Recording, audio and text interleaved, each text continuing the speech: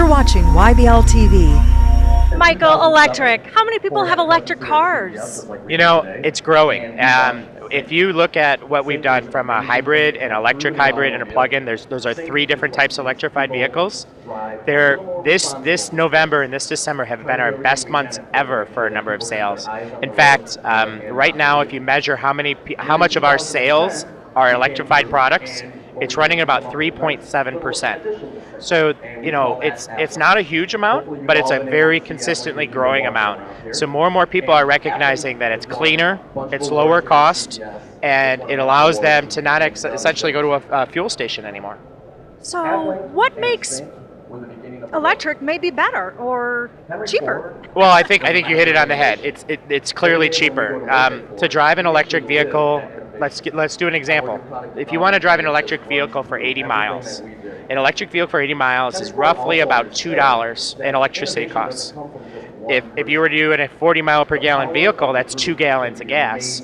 And a gas at $4 a gallon, that's $8. So $2 versus $8 for that same trip, you can see that the advantages are pretty high. So what do we need to do when we buy a car that's electric? What do we need to do? Every night we go home and charge it? Well, that's exactly right. This is an example of a charge station that you would have at your house. Essentially, every manufacturer has a connector like this for their vehicle, plug it in, and in our case, about 3 hours later, you're fully charged and ready to go again. How long does it last?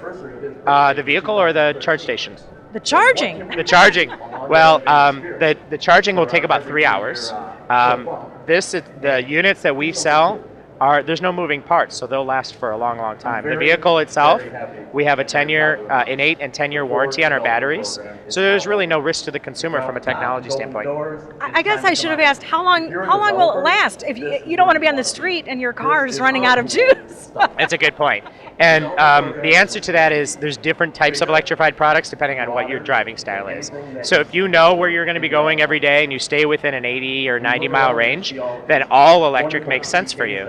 But if you, say, drive a commuting distance every day, say 20 miles or so, and then on the weekends you maybe go to a cabin or you go somewhere else and you need longer range, then what we call a plug-in hybrid, like what you see behind yourself, is it does both.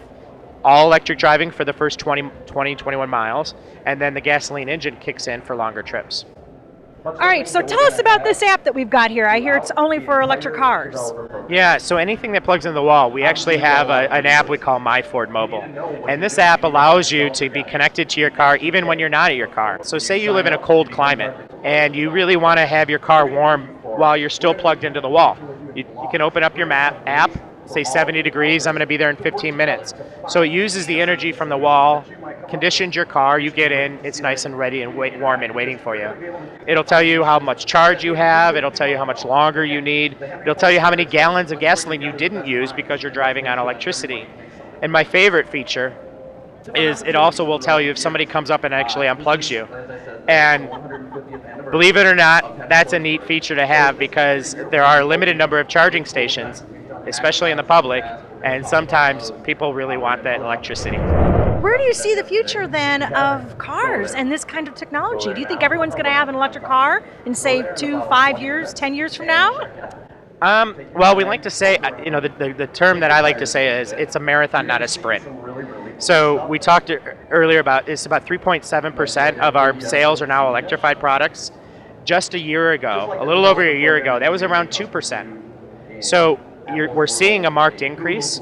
I would say it's a long-term trend. We're talking 10 years plus, that we're going to start to see that this is more of a commonplace.